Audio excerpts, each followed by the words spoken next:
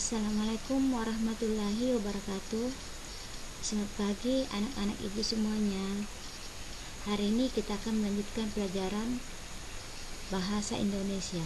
Sebelum kita melanjutkan pembelajaran hari ini, terlebih dahulu kita berdoa menurut agama dan kepercayaan kita masing-masing, dan jangan lupa mengisi absen. Hari ini materi kita adalah cerita fantasi atau cerita imajinasi. Kompetensi dasar yang akan kita capai: menelaah struktur dan kebahasaan teks narasi yang dibaca dan didengar. Tujuan pembelajarannya menelaah struktur dan kebahasaan teks narasi yang dibaca dan didengar. Indikator menelaah struktur dan kebahasaan teks narasi.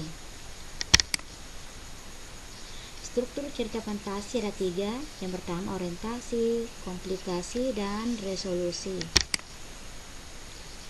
Orientasi dapat dipahami sebagai pengenalan bagian dalam cerita meliputi latar, tokoh, tema, dan sedikit alur kepada pembaca. Komplikasi dapat dipahami sebagai konflik atau permasalahan yang dimulai dari awal hingga puncak permasalahan di dalam sebuah cerita. Resolusi dapat dipahami sebagai penyelesaian suatu masalah dalam cerita. Resolusi merupakan bagian penentu yang akan mengarah pada cerita, apakah berakhir dengan kebahagiaan atau kesedihan.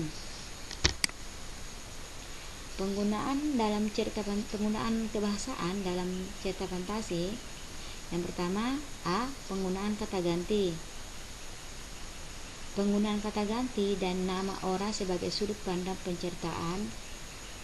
Aku, mereka, dia, nama orang ya, Ersa, Doni, dan masih banyak nama-nama yang bisa dipakai di dalam sebuah cerita. B. Kata yang mencerap panca indera untuk mendeskripsikan latar.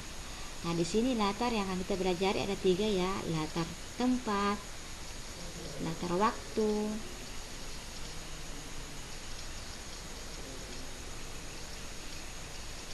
dan latar suasana. Latar tempat adalah keterangan mengenai ruang, waktu, serta suasana terjadinya peristiwa-peristiwa di dalam suatu karya sastra. Nah, di sini kita akan mempelajari macam-macam latar. Latar tempat yang pertama, contohnya di dalam bangunan tua, di sebuah gedung, di lautan, di dalam hutan, di sekolah, di sebuah pesawat, di ruang angkasa, dan lain-lain. Latar waktu misalnya pada pagi hari, siang hari, sore hari, malam hari, di zaman dulu, di zaman sekarang, dan lain sebagainya. Latar suasana contoh sedih, gembira, ceria, sunyi. C. Pilihan kata dengan makna kias dan makna khusus. Makna kias diartikan sebuah makna atau ungkapan yang mengandung pengandaian atau pengibaratan. Contoh, alien itu berhidung mancung. Dengan hidungnya yang menjulang, ia mengendus sekeliling. Makna khusus ialah kata-kata yang ruang lingkup lebih sempit atau disebut juga dengan hiponim. Contoh, kata bunga, kata khususnya anggrek, mawar, melati, dan masih banyak nama bunga lainnya ya. D. Kata sambung penanda urutan waktu. Banyak jenis kata sambung, tapi yang kita pelajari hari ini adalah khusus kata sambung penanda urutan waktu.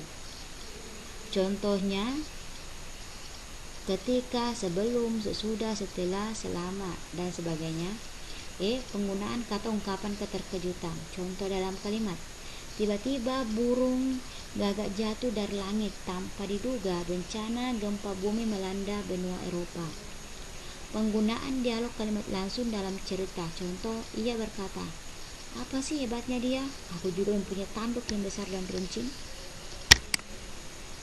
Nah, di akhir pembelajaran kita hari ini, Ibu memberikan satu contoh cerita narasi dengan judul Kerbau dan Sapi yang Bertukar Kulit.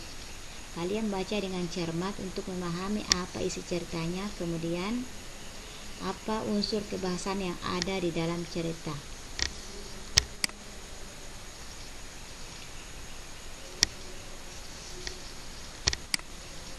Ada 7 paragraf semua ya. Nah, Sekarang setelah kalian mempelajari video kita hari ini, kalian akan mengerjakan tugas menelaah teks unsur kebahasaan teks narasi. Sekian, assalamualaikum warahmatullahi wabarakatuh.